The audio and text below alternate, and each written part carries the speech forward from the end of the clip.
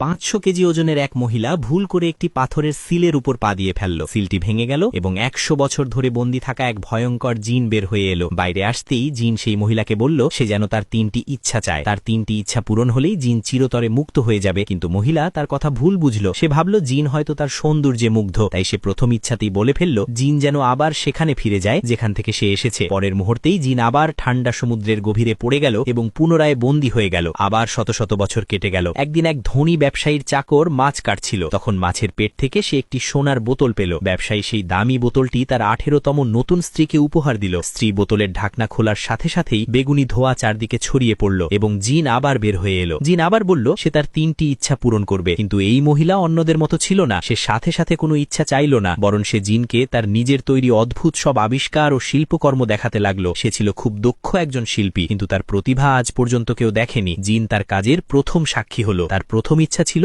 অসীম জ্ঞান। জিন জাদুর মাধ্যমে একটি পুরো ঘর হাজার হাজার বই দিয়ে ভরে দিল। মহিলা দিন রাত পড়াশোনায় ডুবে গেল। তারপর জিন তার শক্তি দিয়ে সেই বইগুলোকে কাঁচের মতো তরল পদার্থে পরিণত করে একটি ওষুধ বানালো। সে সেই ওষুধ পাঠ করতেই বিশ্বের সমস্ত জ্ঞান তার ভেতরে চলে এলো। ধীরে ধীরে তার ঘর খালি বোতলে ভরে গেল। জ্ঞান বাড়ার সাথে সাথে সে তার বৃদ্ধ স্বামীর সেবা করা বন্ধ করে দিল। এখন সে পৃথিবীর অমীমাংসিত রহস্য নিয়ে ভাবতে লাগলো। এরপর সে দ্বিতীয় ইচ্ছা চাইল। জিন তাকে অসীম প্রেরণার বর দিল। এখন তার মাথায় একের পর এক নতুন ও বিপ্লবী আইডিয়া আসতে লাগলো। মহিলার জ্ঞান ও বুদ্ধি দেখে জিন প্রথমবার তার প্রেমে পড়ে গেল। এখন সে আর মুক্ত হতে চাইছিল না। সে ভয় পেতে লাগলো যদি মহিলা তৃতীয় ইচ্ছা চেয়ে ফেলে তাহলে সে চিরতরে তার চোখের আড়াল হয়ে যাবে। যখন মহিলা তার শেষ ইচ্ছা বলতে যাচ্ছিল, জিন তাকে মাঝপথে থামিয়ে দিল। এটা দেখে মহিলা ভীষণ ভেঙে পড়ল। সে জিনের উপর অভিযোগ করল যে সেও তাকে ঠিক তার বৃদ্ধ স্বামীর মতো বন্দী করে রাখছে। জিন বুঝতে পারল না কিভাবে তাকে শান্ত করবে। শেষ পর্যন্ত সে নিজেই আবার সেই বোতলের ভেতর বন্দী হয়ে গেল। কিন্তু যাওয়ার আগে মহিলা তার সবচেয়ে নিষ্ঠুর ইচ্ছা কি জানালো। সে চায় সে যেন জিনকে চিরতরে ভুলে যায়। জিন অদৃশ্য হওয়ার সাথে সাথে তার সব স্মৃতি এবং তাদের কাটানো মুহূর্তগুলো মুছে গেল।